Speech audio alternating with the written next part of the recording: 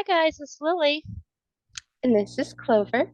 and All the tea we cannot sip. welcome back to sitting with me tonight, Clover. I can't believe we made it to podcast number 4. I can't remember the last time I did things 4 weeks in a row.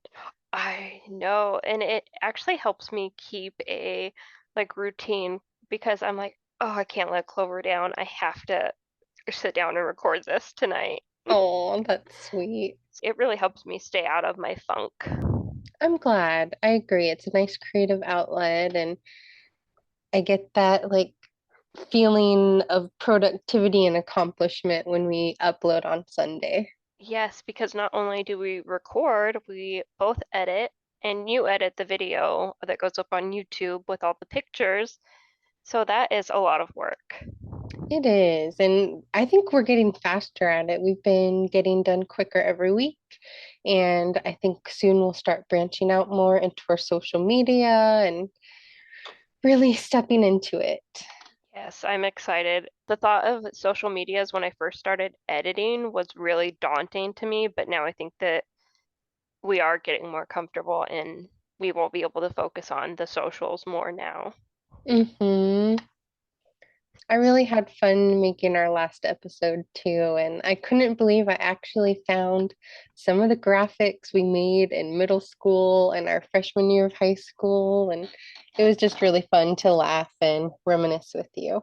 I was laughing when I was editing my Me part. too. It's just so fun to reminisce and to share our, funny stories and with hmm other people, and I really love that.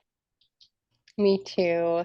So you actually had the idea for this week to focus on some movies and TV series we love. Before that, I wanted to tell you about this amazing cheese I tried this week because we are both cheese whores. It is a pesto mozzarella. So it's those thick, fresh pieces of mozzarella that's marinated in this pesto olive oil. Oh my gosh, it was so good. I sliced some up and put it on some focaccia bread and put it in the air fryer so it melted. I'll put a picture Oh, on our YouTube video, but I put some balsamic glaze on top and it was oh. delicious. That all sounds so good. I don't know if I consistently love a cheese more than mozzarella. I don't think you can have it because I can get a string cheese and love it, and I can get the Mm-hmm. marinated mozzarella balls and love it. Mm, Mozzarella is always so good, and balsamic glaze is my favorite. I love so balsamic good. glaze. I Yes. think mozzarella is so versatile. If I had to choose a favorite cheese, it would be feta, but mozzarella is like right at its heels. Oh yeah, I do really, really love feta also, but I think I wouldn't like cheap feta as much as I like Yeah, cheap mozzarella. So that's why I think it's an all-around good cheese that's because a good point. it can be cheap and it can be good. Because I can get the Mm-hmm. Walmart brand cheese sticks, just string True. cheese, and it's not as good, but it's still better than the worst feta. Yummy, yummy. That is very true. And it's on pizza, so, and lasagna. So you can't go wrong with mozzarella. No, all the best foods have cheese. I agree. Cheese is one food I eat every single day. So I just had to share that with you. That sounds great. Yeah, I don't think I've had anything new lately. I had a crazy weekend, so I didn't get to the grocery store, but I want to go look at some cheeses. Yes, you did have a crazy weekend. I'm glad that everything's getting fixed and Yes, I cracked my iPhone 14 and nobody fixes them because they're so new. But not only did I crack it, I broke the sensor that does the face reading to unlock it, which I use the Face ID for so many apps, including the ones that I need for work. oh no. So Best Buy ordered it. It should be in the next day or two, and I'm getting it replaced. And our Good. furnace went out on Friday night, and we both live in cold areas in the Mm-hmm. winter. It was cold. I think my house got down to 55. Oh my gosh. So you had Basically, we're just snuggled up all weekend. Yes, but it's fixed now. My house is back to the normal 70. I'm comfortable because I don't like to wear pants, so I'm not wearing my pants, but I had to all weekend, so it's a new week, it's a new pod. I'm excited. Good. I'm excited too. I'm glad that's all working out. But while you were snuggled up all weekend staying warm, did you watch any good movies Oh my gosh. or TV shows? Yeah, you know that I have a hard time watching new movies sometimes because of my anxiety. I actually Mm-hmm. watched quite a few new movies, and there was one that I watched that was really, really good. It was on Netflix. It's called Ava, and it's with Jessica Chastain and Colin Farrell, and it's basically about a hit woman who is a recovering addict and her relationships with her family and her relationship with her mentor. And it's so good. I didn't think I was going to like it, but my husband put it on.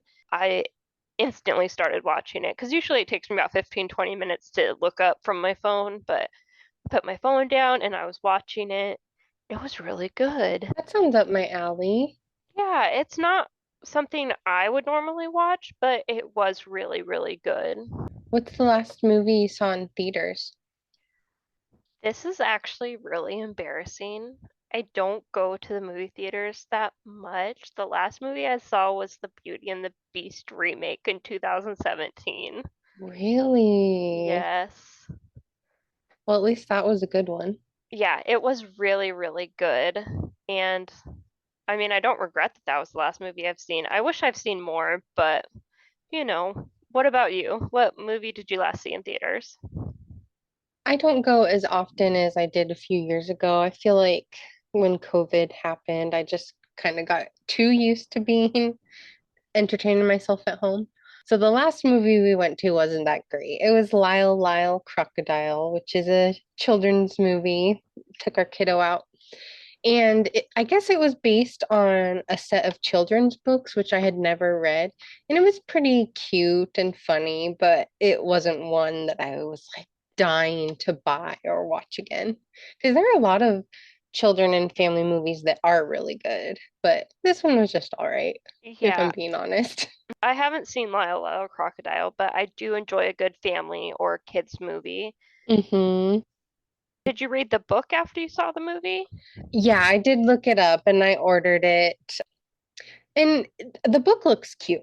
It's about, this talking, no, he's not a talking crocodile. He's a crocodile that can only sing.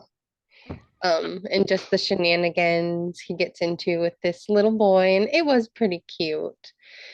But over Christmas break, we did watch Onward, which is the Disney Pixar movie, and that was really good. You've seen it, but for Yes. anyone who hasn't, it's about this teenage boy who lives with his older brother and mother. His dad got sick while his mom was pregnant with him and died, and I can't remember what birthday it was, his 17th or whenever he becomes a man, his father had saved a gift for him and his brother that was a magic spell that would bring him back for a day. Well, it all goes wrong, and the movie is about how they're trying to fix it. And it was just so cute because it takes place in like a modern day world, but in a world where magic once existed and all these magical creatures exist, and they've just forgotten their magical abilities. So I loved all the mushroom houses, and it's very colorful, and there were wild unicorns that were more like pests like raccoons, and it was just so cute. So that made up for Lyle Crocodile, It is even a though it's an very, old one. it is old. I was going to say that one came out before COVID. I feel like since COVID, the movies that have come out, besides the ones that they have made to stream, have not been very good. Like, I look at the movies periodically, what's in theaters, and I'm like, I'm not going to waste my money. Mm-hmm. And I just feel like it's been like that since COVID, and it hasn't really gotten better. Yeah. I'm trying to think of the last really good movie I saw in theaters, and I have to think pretty hard. I guess, and this did get delayed coming out again and again because of COVID. But we did see Maverick, the second Top Gun movie. And We Top Gun's a movie I never saw until a few years ago. Our one of our local theaters does like a throwback Tuesday where movies are only $2.50. And they were playing Top Gun. So we went and saw it, and it was actually really good. So I was excited to see Maverick, and they did an awesome job. It was very entertaining, and it wrapped up the series very well. Yeah, we did get Maverick on on Voodoo Mm-hmm. Fandango. It was good. I had seen the original Top Gun growing up. It wasn't my cup of tea, but I watched it growing up, and it was all right. I'm not a big Tom Cruise fan. I think he's a Same. little outlandish, but it was a good movie. I liked it. It kept my Mm-hmm. attention for most of it, and that's all I can ask. Well, and if I would have seen it as a kid, I probably would associate it as a dad movie. Yeah, But I managed to go all those years without ever seeing it. So I saw it with adult eyes. which also this has to do with movies. We both just recently watched Lord of the Rings trilogy. We did. I had never seen it before. I think I started watching it in September and I just finished the last one in December. I had to space them out a little bit. They are very long, but they are very good. But with kid eyes, they are very long and there's a lot of repetitiveness. So I think that's why it didn't keep my attention until my 30s. Yeah. And we had never read the books either. I think people who read the books before the movies were made were super excited, and even people who hadn't read them were excited when the movies came out, but we just somehow missed that Well, fan base. I think we were just so excited for Harry Potter, and they came out Mm-hmm. within a couple weeks of each other, the first ones. True. Harry Potter was so magical to us. It still is. I Mm-hmm. will speak for both of us and say it's still so magical. Mm-hmm. And I'll still always love Harry Potter just more. I won't even Yeah, say just just a a little little bit. more. I Yeah. won't even say a little. I will always love it a lot more, but I can appreciate The Hobbit and Lord of the Rings now that I've seen them and I know the story because it is a Mm-hmm. really good story and some of the characters are really, really cool. It's iconic, and Tolkien kind of is the godfather of fantasy. He definitely wasn't the first person to write fantasy, but I feel like he was one of the first that became so popular. And especially the intricate world he created is so Yes. iconic that it kind of paved the way for stories like Harry Potter. And we might even have to do a whole other episode about the similarities between Harry Potter and Lord of the Rings series, because I've heard for years people saying that Harry Potter copied a lot of Lord of the Rings. And now, after seeing it and I've started listening to the audiobooks, I can see the parallels. And maybe when J.K. Rowling was writing it, she didn't even realize that she was pulling from it because Tolkien is so old and well known. Yeah. Because it's not like the movie was out when she wrote it. No. So, I mean, and you can hear things. I feel like people have heard songs and they have been similar, but it's because you hear something so briefly, and even if you don't hear it again, you kind of repeat that as it is original, and sometimes it's not. But I don't think it's ever out of or sometimes it's out of malice, but usually if it's an accident and it's not all the way similar, I think you can get away with it. What's one of the worst movies you've ever seen? The worst movie I have ever seen. Wow, I have to think about that because I do like some pretty terrible movies. One of my favorite movies actually has a 0% on Rotten Tomatoes. I didn't Like, know that was possible. yeah, What like movie? it's The Ridiculous Six, the Adam Sandler one. It's problematic, I'm not saying that, but it cracks my shit up. I could not finish it Yeah. because I remember being very offended by some of the jokes, but maybe I should give it another try. Yeah, because I saw it when it came out. I rewatched it fairly recently. It still cracks me up. But I think the worst movie like that I've ever had to turn off was the Captain Underpants movie. It was Oh, so bad. I've never seen it.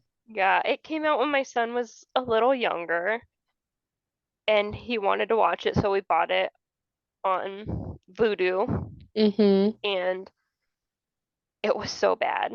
I had to I had to make him go watch it by himself. It just Wow. it was just very dumbed down crude humor.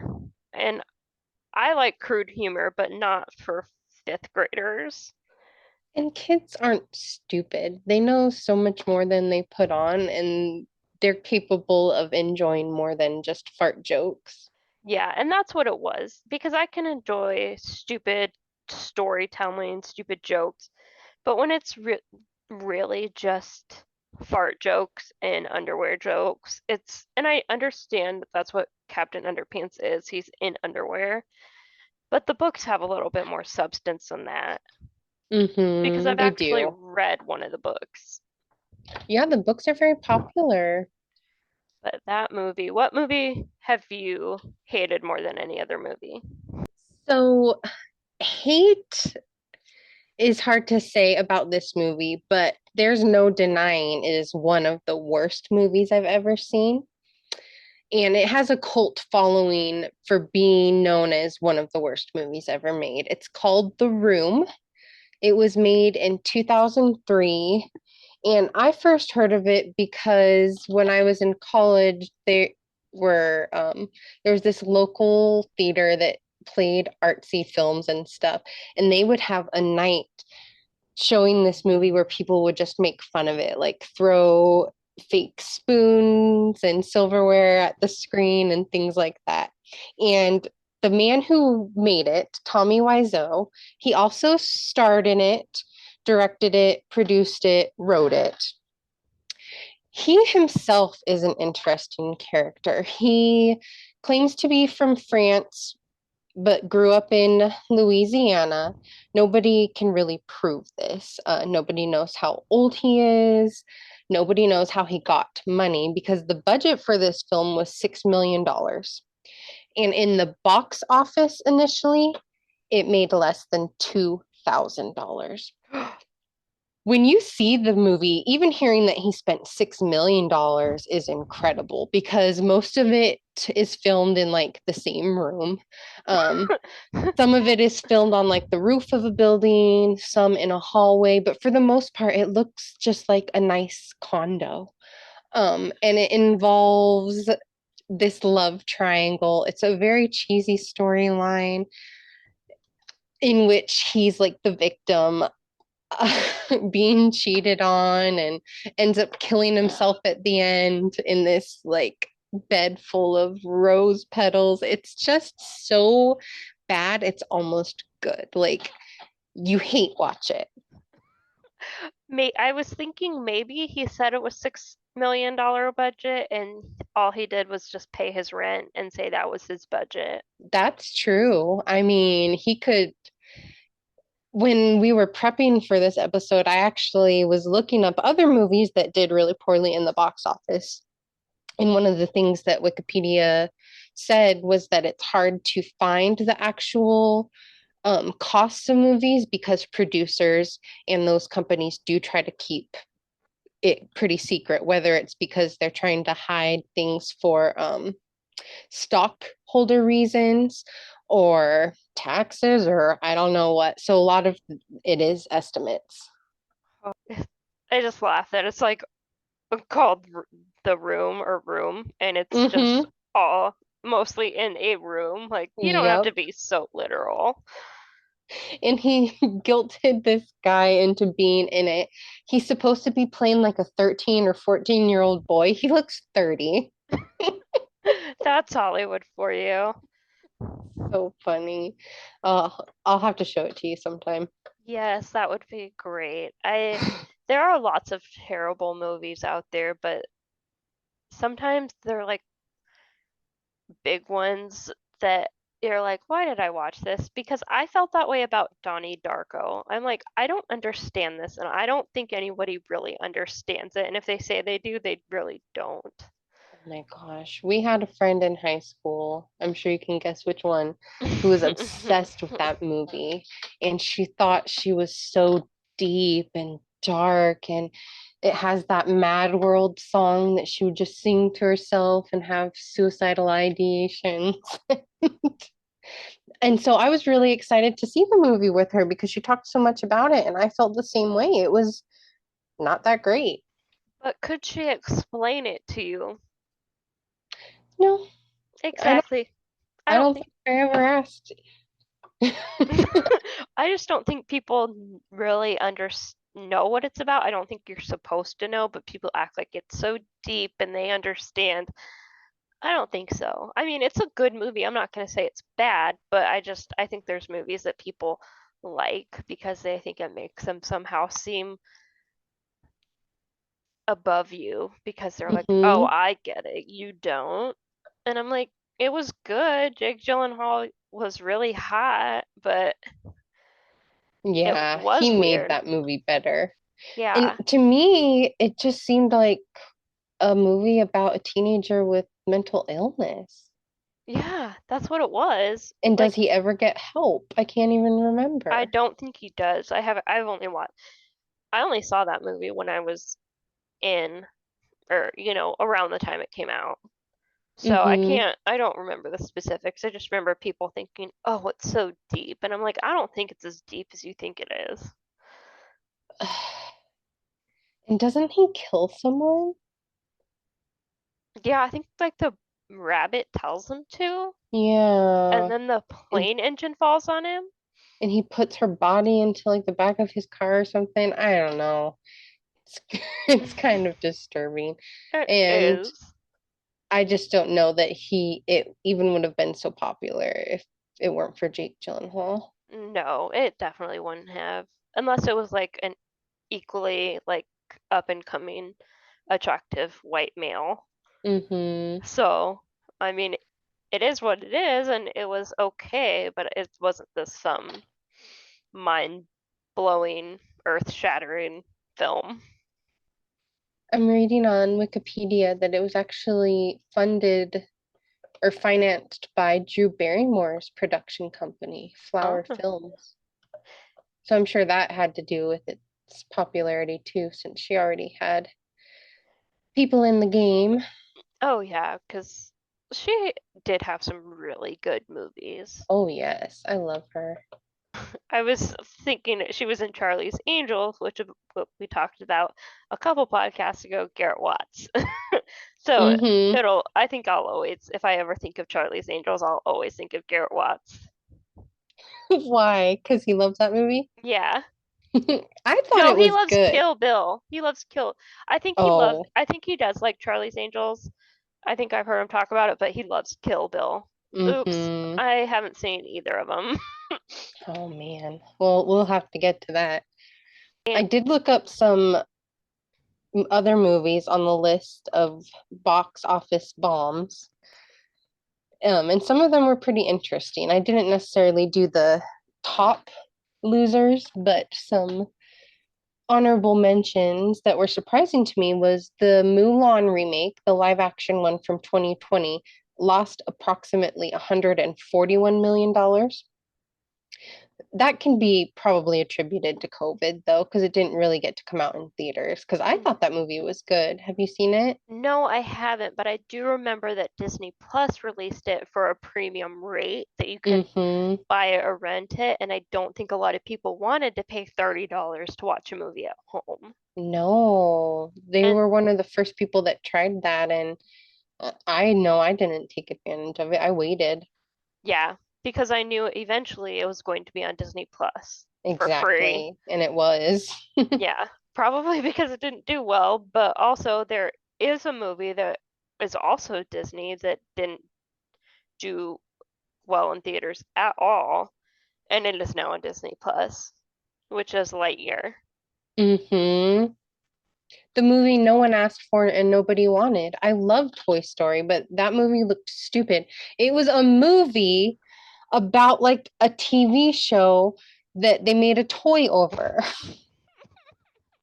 If that's not Inception, I don't know what is. At least that was a good movie, Inception. Yeah, that's a really good movie. I saw that in theaters on my honeymoon. Oh. But yeah, and I feel like they just tried to throw in some big name actors into Lightyear, Mm-hmm. and it didn't work because it's animated. I Right. know some like Trolls has big name actors, but it's more or less based on a an original idea, whereas Lightyear, like you said, is based on a movie's TV show action figure. Right. And people, it's a classic character that people associate with Tim Allen, and it is animated. I know Tim Allen's getting older, but there's no reason he couldn't have been the voice in it. No, because it's all animated, and they Mm-hmm. didn't reanimate Buzz Lightyear to look like Chris Evans. Right. And Tim Allen will do no wrong in my eyes. He is the best at everything. I love Tim Allen more than life. I mean, he has some questionable opinions, in my opinion, and some crazy old stories in his Coke days, but who doesn't? Yeah, and I also don't know his politics. I'm just talking about his 100% acting. Like, I don't know him as a person, so he might be Mm-hmm. crazy and out there, but his acting can do no wrong. Yes, and he is Buzz Lightyear. So maybe if they would have cast him, they wouldn't have lost $121 million on that film. That's so much money. I know in like the movie world, it might not be that much, especially to Disney, but that is a lot of money. It is, which it guarantees they won't make a Lightyear 2. Right? So thank God for small mercies.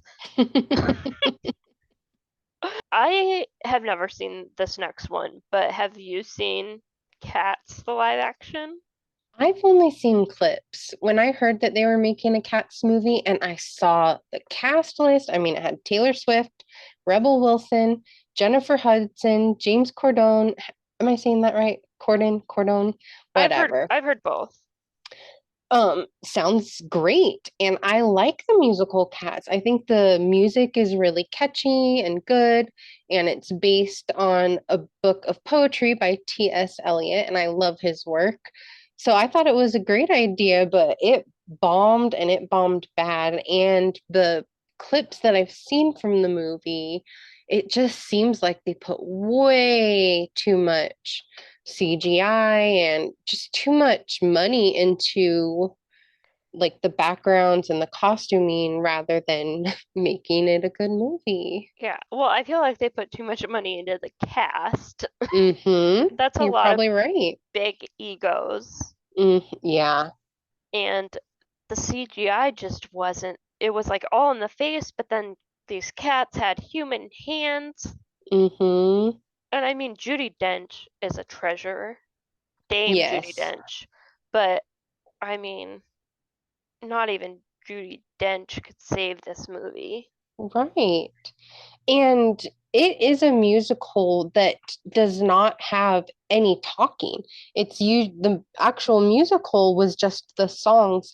And I feel like that's difficult to put into a movie where there isn't really a storyline or lots of talking parts or anything like that. Other musicals have more of a balance between like acting scenes and singing scenes, but Cats is one that is almost all singing.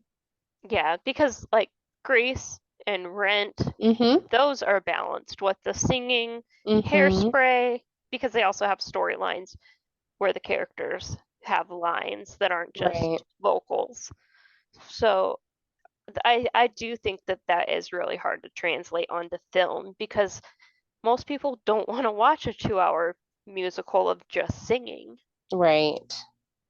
Well, and they lost 75 to 120 million, and that was one of the biggest ranges I saw on the list, which shows that they really aren't saying how much they actually spent making the movie either. Like that's like I said, so many big egos, and Hmm. I don't think any of them really want to admit how much of a failure it was. So if you give a big range, you Right. can't really say it lost 120 million. You can say it only lost 75, True. which I've never seen $75 million in my life. Mm-mm. To the actors, maybe it's not that much money lost. They still got paid for their role in it. And yeah, they might not be making the big like residual income from it, but I think of all the little people who helped in the movie, like costumes and lighting and key grips and casting and all these people who normally would get a percentage when the movie does really well. They're kind of missing out on those future paychecks as well. Yes, because the actors always get paid. Well, I shouldn't say always because I've read things about, production ends up like shutting down, but actors always get paid usually. Mm-hmm. But it's the other people that don't. Right. So, Yep. So they those are our feel movies we saw. yes. Good time to take a break. We'll be Yeah, back after a fun fact from Lily. yes, and we'll come back and talk about some television. Yes, sounds good. It's Fun Facts with Lily. Today's fun fact is the first animated film made in the world was made in Argentina. It was made 20 years before Disney's 1937 animated movie Snow White and the Seven Dwarfs. A full-length animated feature film made in Argentina was named El Apostol, and it was made up of 58,000 drawings and was 70 minutes long. All right.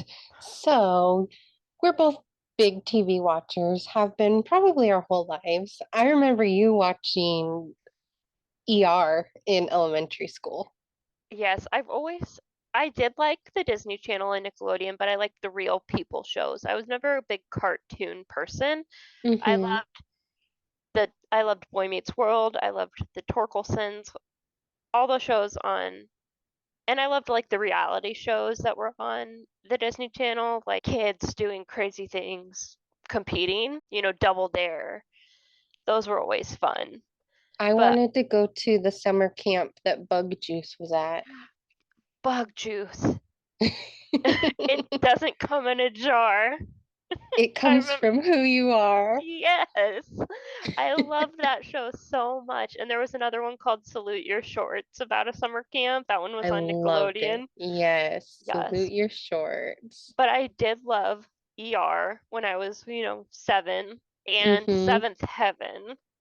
Seventh Heaven was so good. I mean, it's like ruined now that we know that the dad is, but oh, I'll Yes. bleep that. But you listeners know what word I'm talking about. Yes. But what have been your favorite shows as of recently? Since high school, college, now. I feel like streaming has made it so much harder to keep up with all the good shows. I often hear shows that my coworkers are talking about or that friends and family recommend me, and it's so hard to find the time. I will say I've watched a lot of the popular ones in the last decade, like Big Bang Theory was really big. I've seen all of that. Game of Thrones, I got to season 4, and then I couldn't afford HBO Max at that time in my life. So I need to go back and catch up on all of that. But a lot of the ones that I keep returning to are either not as popular or they're just older. I love The Office. I've seen every episode of The Office at least 5 times, and I own it all on DVD. Just something about the wholesomeness of the characters in combination with their imperfectness. I can see myself in so many of them, and it still makes me laugh. What's Oh, one of your favorites? I think a show like that's The Office for you, for me, that I've seen so many times. It's So comforting. I love the characters is Gilmore Girls. Mm-hmm. I love, Comforting is a great word. yes, I can put it on and I can do something else, or I can put it on and just sit and watch it. It's so, I just love the characters and I love the dynamics and the fast talking, because as everyone knows, I'm not a fast talker. But it was kind of ruined by the revival. I loved it, Really?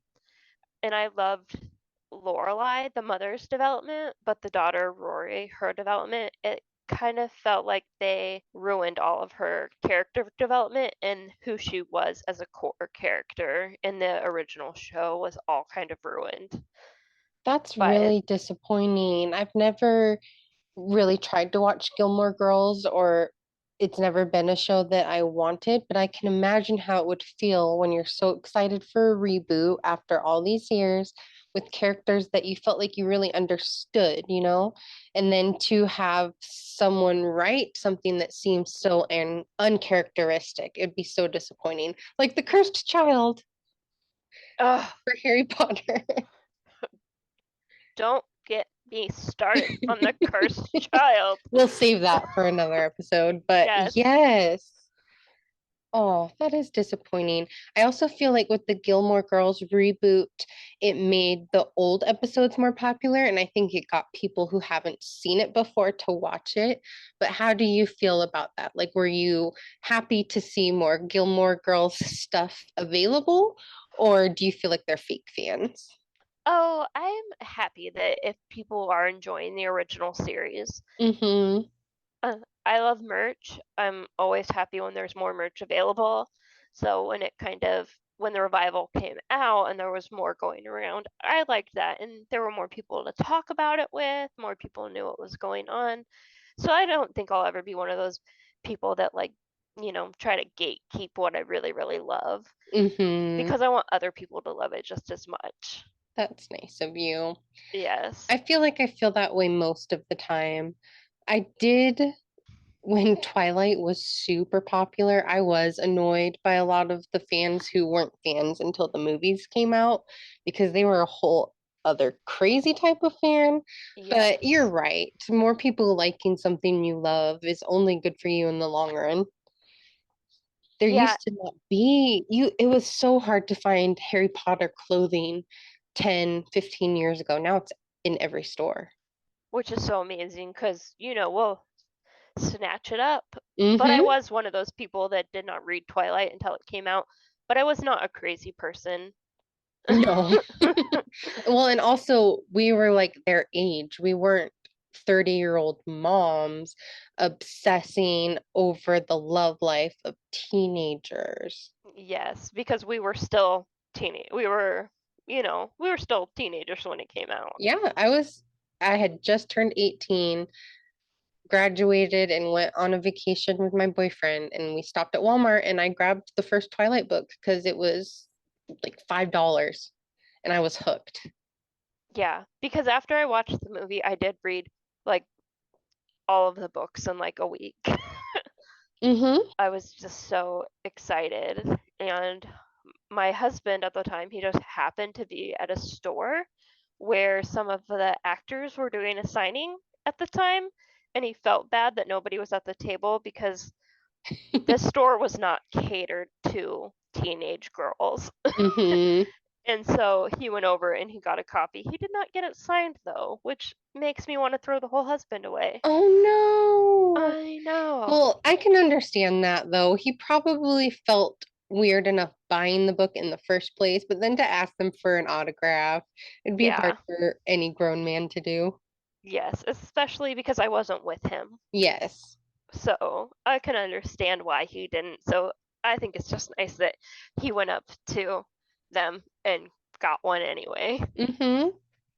which actually got me hooked on vampires at the time. I think there was a whole craze at that time of vampires because I think it was about a year after that True Blood came out. Mm-hmm. And I loved the first couple seasons of True Blood. Yeah, and people can say what they will about the Twilight movies, but they were very well made, and I feel like they were interesting to people who never read the books, don't really care about vampires or romances in general. They were just unique, well-made movies. My husband saw them for the first time over this summer, and we binge watched them. He loved them, and he is not someone you would look at and think is a Twilight fan.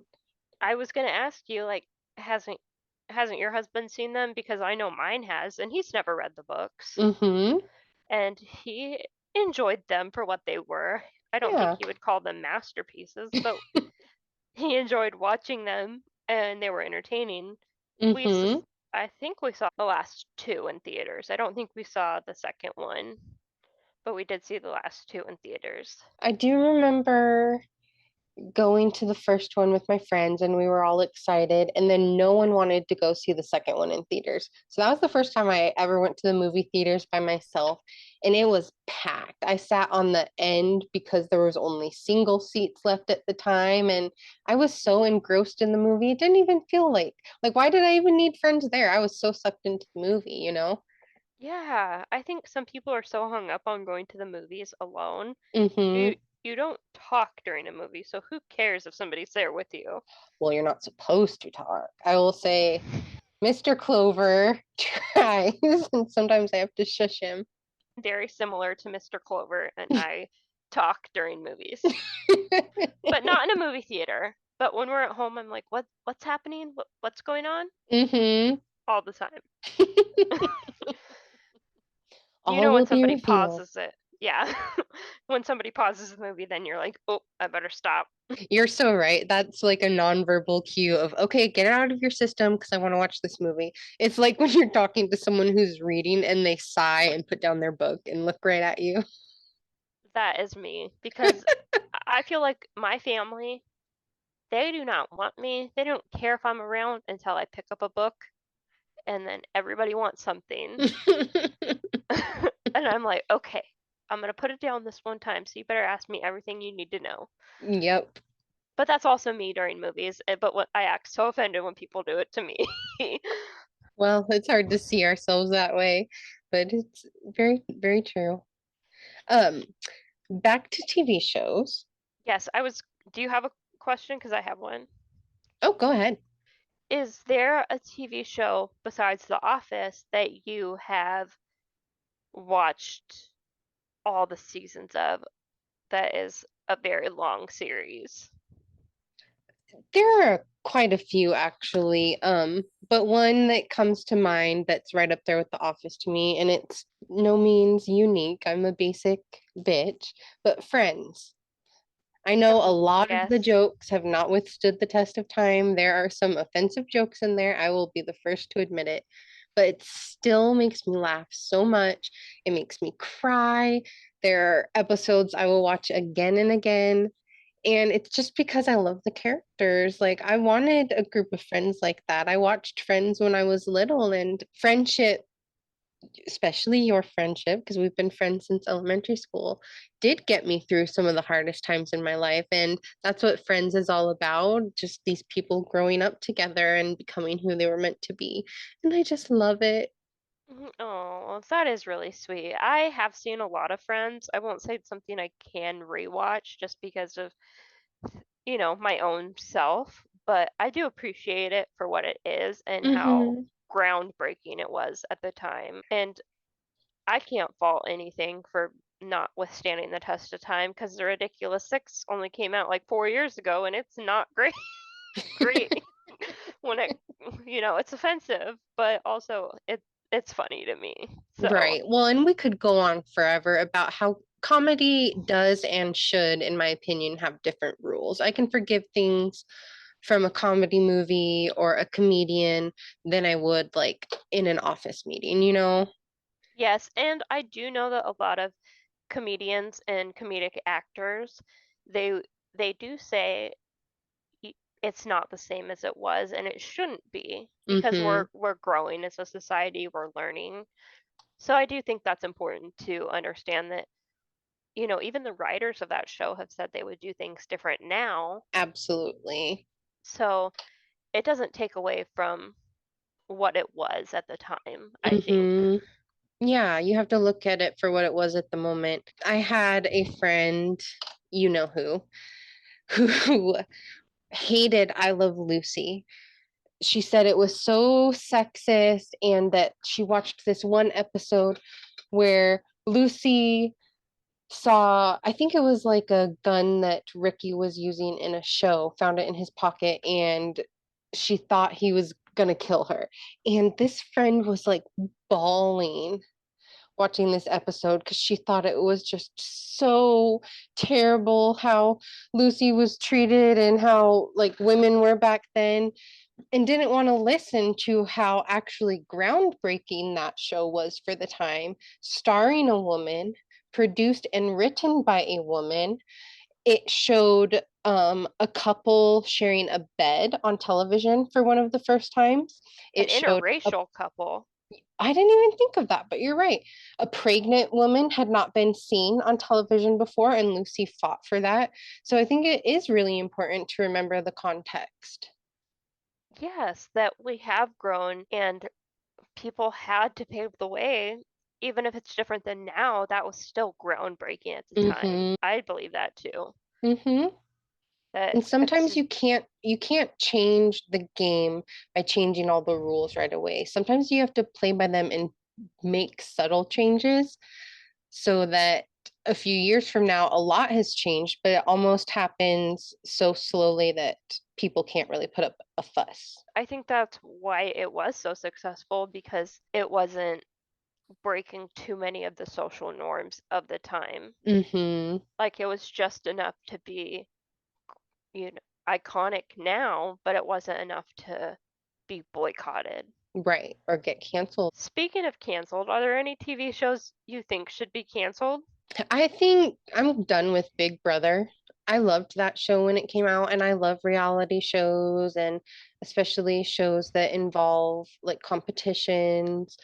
But I have not watched it in years. Oh, and let's add The Bachelor to that. I know that's controversial. People freaking love The Bachelor, but it's just taken the fun out of it, knowing how much of it is fake and how much of it is just created by the producers to tell a certain storyline, and how they often know who's going to win before they've even started filming. Yes, and I also love reality TV. Specifically, I love MTV reality TV.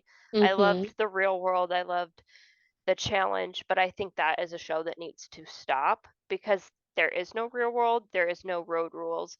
Now they're bringing on people from Big Brother, and I'm like, this is not MTV anymore. No, MTV might not even be a thing in 10 years. They've been struggling for so long to find their niche again. Because it was so big when it first started with, music television and Mm-hmm. having music videos and then eventually TRL, but TRL was gone and then slowly, the real world is gone now and you're like, what is MTV? Besides just reruns of ridiculousness. Right? And they had a good stretch, like mid 2000s. I loved Teen Mom. I loved some of the dating shows. Like, I think one of them was called Eliminate. You would start off with three people and or what was that one where the person who wanted to date you would go to three different bedrooms and would choose the Room person. Raiders. Room Raiders, that was so Yes, good. that was such a good one. Oh my gosh, but I would never sign up to be on it. Me neither. They But would, I always, it was my dream to be on the real world. mm-hmm, But same. it would have been so much fun. And they had Next where like you would have like a bus full of people waiting for you and That's just the one I was thinking of. yeah. There was a Eliminate also, but there was also Next and you'd just be like next and then Mm-hmm. that person would leave and the next person would get off the bus. I would be on that one because even if you didn't find love, it would just be a fun day and fun story to tell the rest of your life. It would that you were or Silent Library, even though Oh, I rewatched that. I think it was on some streaming and it was stupid, but I remember it being Mm-hmm. so much fun Yeah, when it was on. it was fun, and that would be fun to do with your friends or something. Yeah, even though it's like stupid stuff, but you're winning money and trying not to laugh, which usually makes you laugh anyway. And Mm-hmm. so that would have been a fun one to be on. They had Jersey Shore too, which was iconic. I always Yes, thought it'd be fun to go party at the Jersey Shore one summer.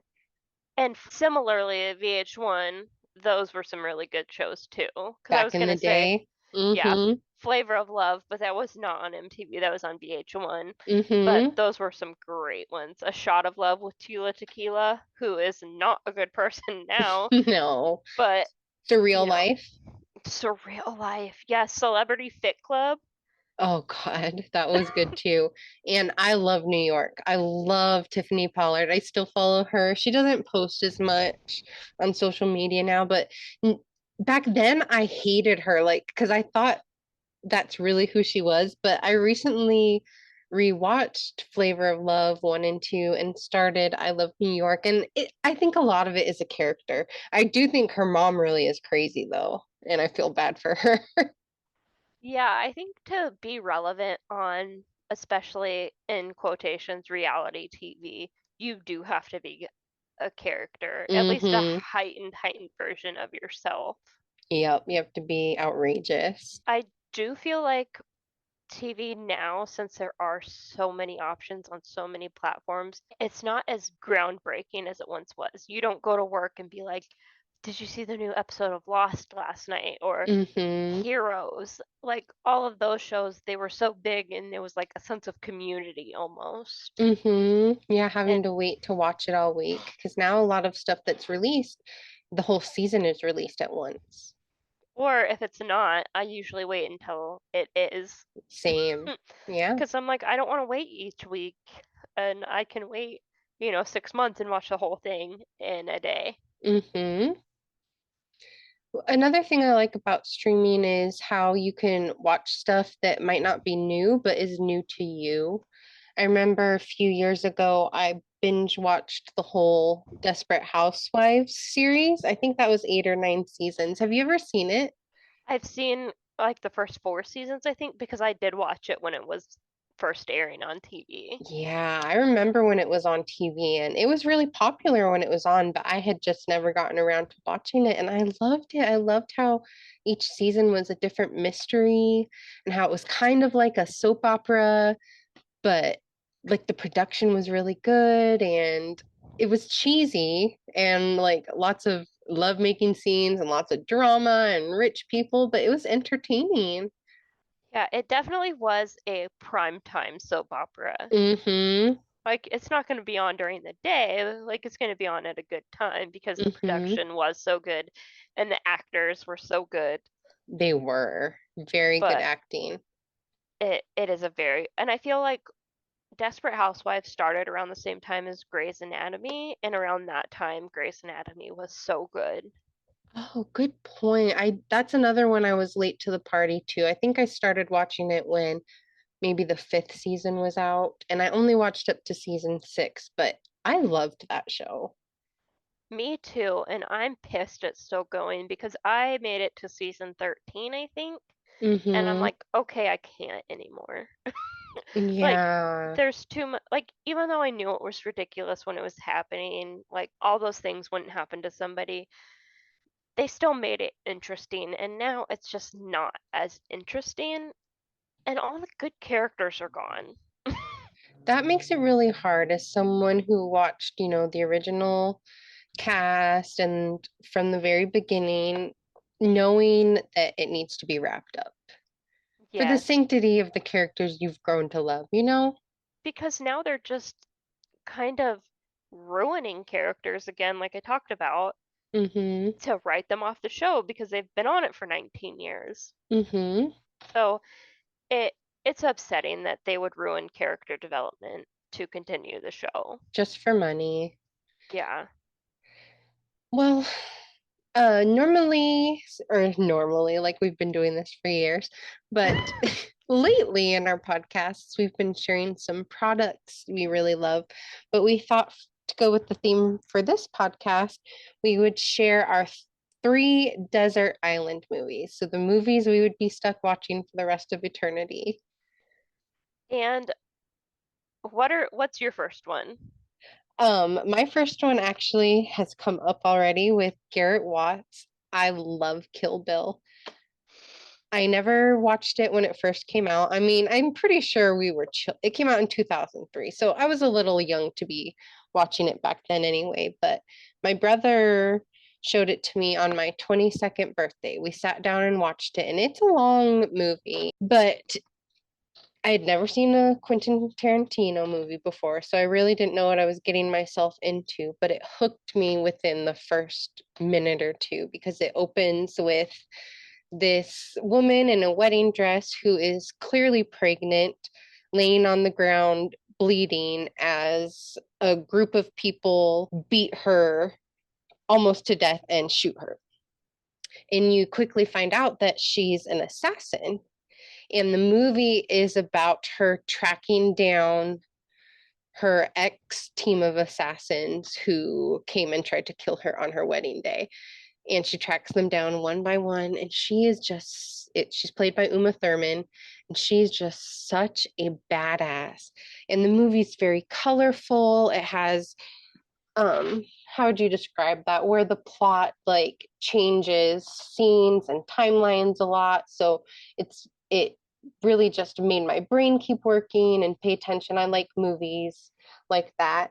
And Non-linear. yeah, non-linear, which I now know Quentin Tarantino is known for, but that was my first exposure to him. And I just think it would be great as a desert island movie because not only is it such a good movie and a long movie, but the main character B has such a will to survive. I feel like it would keep me going because let's face it, if I was stuck on a deserted island, it would be hard not to just lay there and die. I know myself. Me too. I'd be like, no one's coming, huh? Oh, Please come for me. But right? it is, I was thinking that too, that it would be a good movie to keep you motivated. Like, Mm-hmm. this badass woman can do it. I can do it too. Yes, there's this one scene in the second one where she gets buried alive and she just hit by hit punches her way out of it. And it's such a scary scene because I'm claustrophobic and all she has is a flashlight. Her hands and legs are tied and she's afraid that the batteries are going to run out. It's just like a really tense scene, but she does it and she climbs her way out of there, and it's just so inspiring. Yeah, I love that though, because you're like, I can do it too. Mm-hmm. What's one of Well, yours? well, one of mine is actually called Holocaust. Hmm. It's actually a TV miniseries, but I do have the DVDs. It's all in one pack. It's from 1978 with a young Meryl Streep. Oh.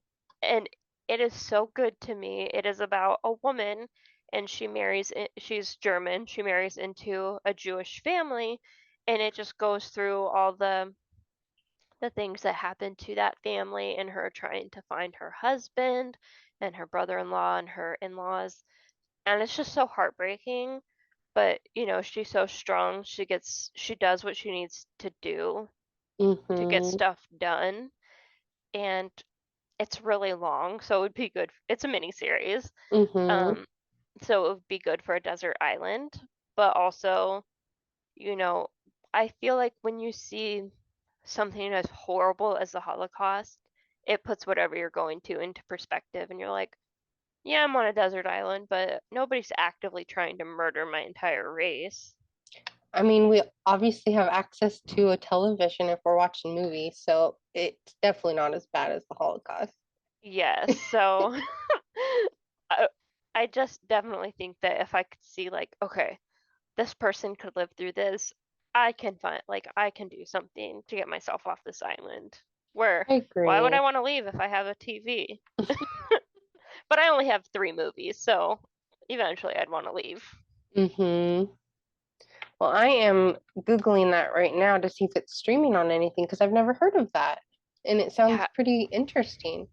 I think I bought the DVD on Amazon 12 years ago, Mm-hmm. and it was just so good. At that time in my life, I was spending a lot of time alone, and it was really interesting. It was just Oh, good, and Meryl Streep is great in it anything. it actually looks like it's on YouTube, so I'm gonna check that out tonight. Yeah, it's so good. At least watch, part of the first part because it is 4 parts, I think, Okay, and they are pretty long, but uh, it is really, really good. that does sound good. And I agree with you. I feel like it would um give you some perspective and give you the drive to keep going because the people who did survive the Holocaust were ones that refused to give up. Yes. And Not that it was y- anyone's fault if they died, but I yeah, mean, that was but just essential to surviving. yeah, the ones that did survive did not give up at all, ever. Mm-hmm. And, it was luck. I hate to say that, but it was Yes, luck because there were yes, so many other people that also didn't give up. yes. But you can't argue with crazy. And Mm-mm. at that time, those people doing those heinous things were just crazy. So, Mm-hmm. and Hmm, that then does sound good. yeah, it's really, really good. It's a little slow at the beginning, but it picks up really quickly and it becomes just so interesting. I like that. To piggyback off that a little bit, my second one is also a disaster in history and a long movie that would give me some more time away from gathering coconuts and eating fish for the fifth time that week. But Titanic, Love Titanic. 1997. You and I saw it in movie theaters all that long ago. Yes, and we actually took a vacation to the Titanic Museum together in Tennessee Yes, a couple years ago. one of the best memories of my life. So we got to actually see actual dishes that were on the Titanic, furniture and parts of the railing, and it was such a beautiful experience that I'm very grateful we got to have. So not only historically do we like the Titanic, and we've always liked learning about it, but the movie itself is just so good to me. I love a young Leonardo DiCaprio and I love Kate Winslet. And if I was stuck on an island, I would need a reminder of love and the love that I've experienced in my life and love that is yet to begin as a way to just mentally keep going. It is such a good love story. It is. Oh, oh, yes, I can't. It would probably be one of mine too, just because it's so. I don't think there's anything that even compares to Titanic, not in my mind. It's beautifully made, such detail. Uh, and it's And believable. Like it feels believable. because both people don't live in the end. Mm-hmm. It's such an intense love that Mm-hmm. lasts for a lifetime. It's true. And as many times as I have seen this movie, it wasn't until a couple years ago when I was watching it with my husband, and he said at the end, it was so sweet how she dies and he's waiting for her in heaven. Because you know how at the end she's like in bed and I always thought she was dreaming about him, but it I did makes too. sense because everyone Yes. around him did die on the ship, and he's just holding out his hand on the staircase waiting for her. And if And I did, heaven's not like that, I don't want to go. yes, and I did see that it is like the time on the clock in the background is the time that the Titanic actually went down. Oh, And so there are hints that she did die. wow.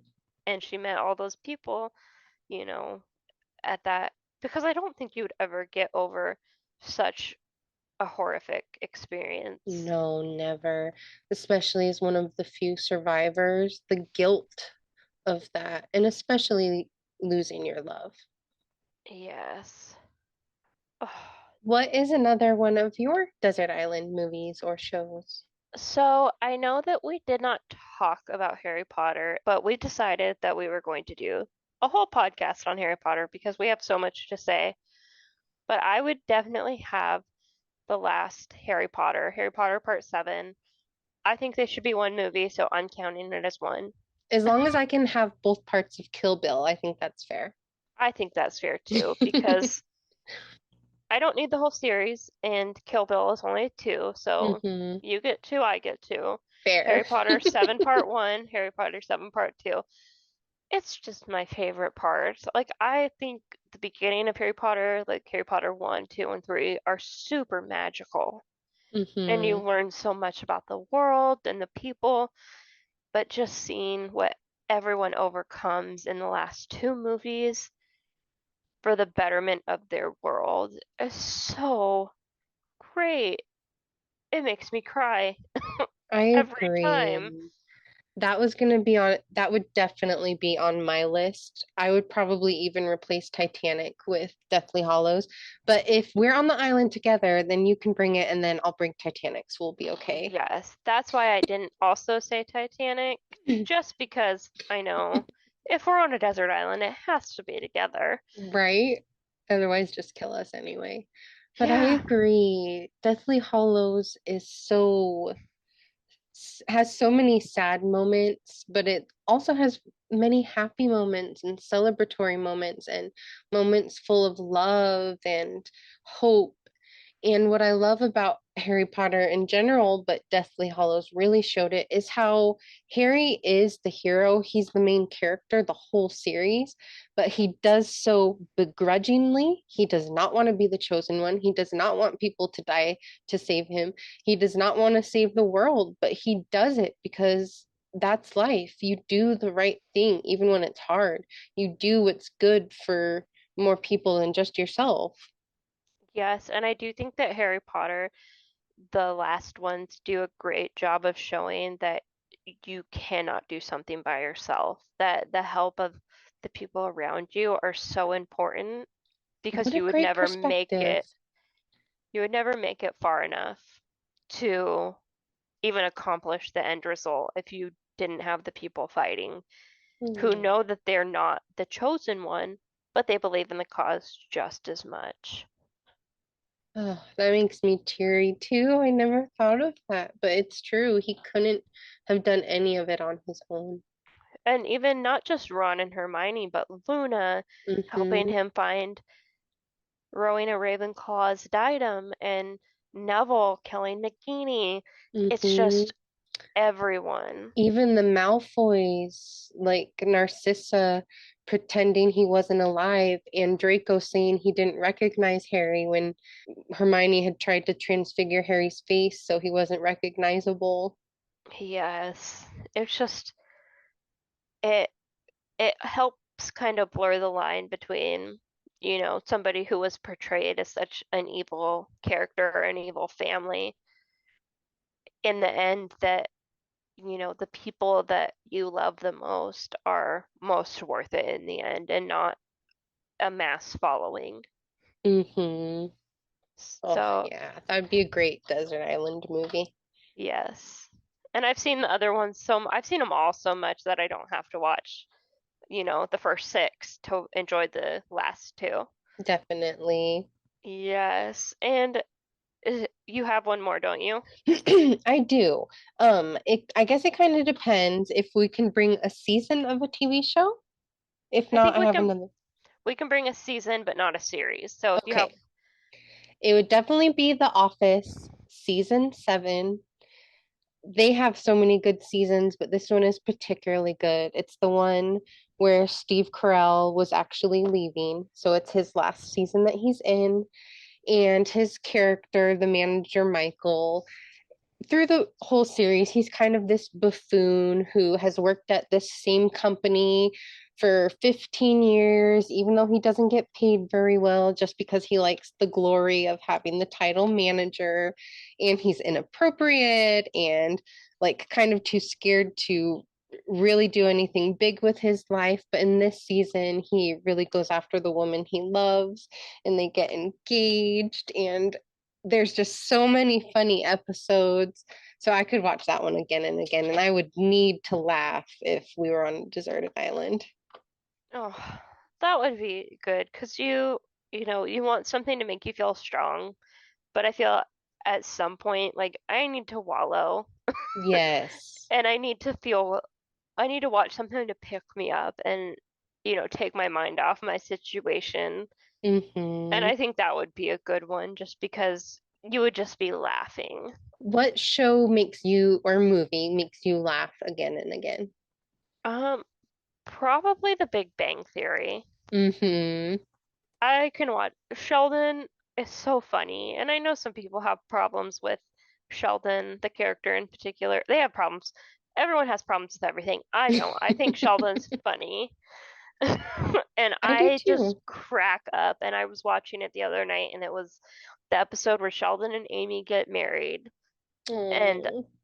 it was so sweet how he's like, I'm overwhelmed by you. And I'm just like, oh, that's so sweet because he knows everything in his life. He sees everything through equations, and to see him fall in love with a character as sweet as Amy, Mm-hmm. I think it's just there's so many funny moments in that TV show, but there's also so many like touching moments too.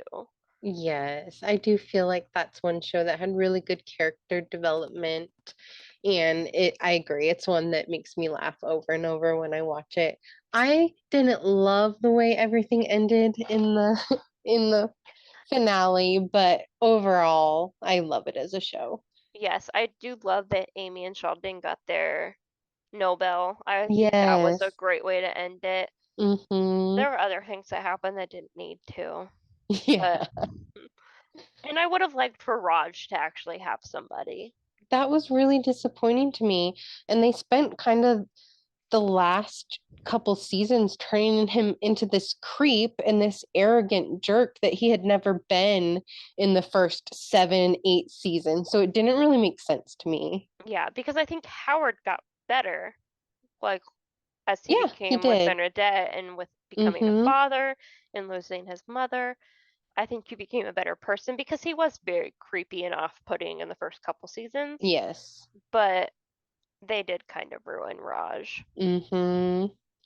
And I also hated how they had that episode where Penny told Howard she didn't think she wanted to have kids and he needed to accept it. And they kind of made it like this girl power moment, like sticking together even through those hard conversations, and how she didn't have to have kids to have a fulfilling and happy life.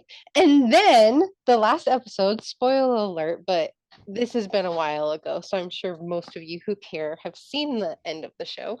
Then she gets accidentally pregnant, and everybody is acting like her life is going to finally be fulfilled. Like this is what she was missing all along. And even she and Howard kind of, or not Howard, sorry, Leonard, kind of think that in the end. So I was like, you wanted brownie points for making this progressive episode and taking that stance, but then it meant nothing in the end. Yeah, Because and you went on with the stereotype that she was unfulfilled without a kid. yes, or that uh she changed what she wanted for a man. Mm-hmm. So, because I do think anyone can live a fulfilling life any way they choose, if that's Yes. fulfilling to them. So it was disappointing that they chose for her to be pregnant in the last episode, Yeah. And especially when the whole last season is her saying she doesn't want to have kids. right. That's like, I feel like if they would have just left that stuff out, then the surprise of her finding out she was pregnant in the last episode would have been really sweet. But it just was weird and didn't make sense. No, it didn't. It really didn't. But yeah, it would still be worth watching again. I Oh love that yeah, show.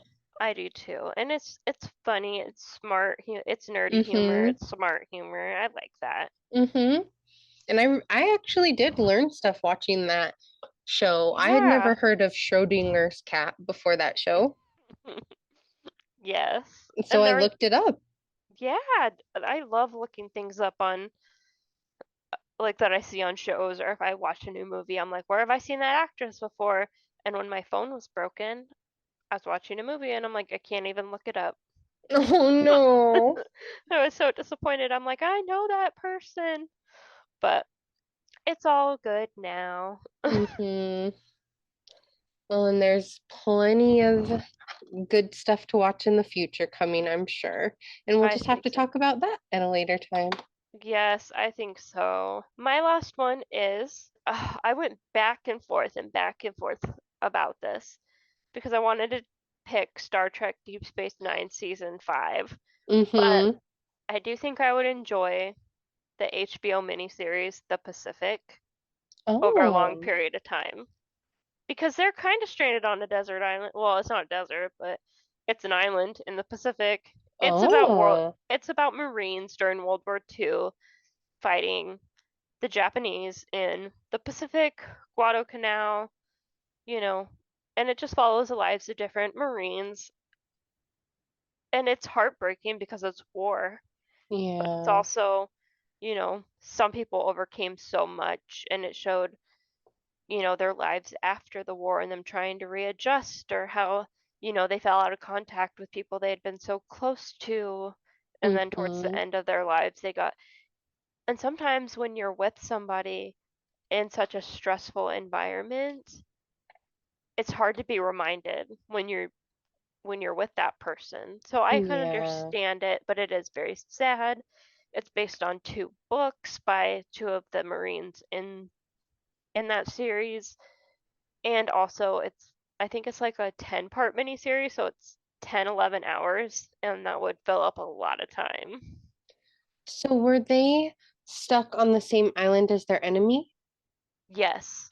Oh, that's very interesting. And the enemy was there, so the enemy had, it's the enemy's territory, so they had the Oh. advantage of, poisoning the water supply or making booby traps or hiding well because they knew the terrain, and the terrain of those Pacific Islands are not forgiving. Wow. So it's really good. That would definitely be applicable to being stuck on an island. Yeah, because I'm like, well, if these people can find fresh water and, Right.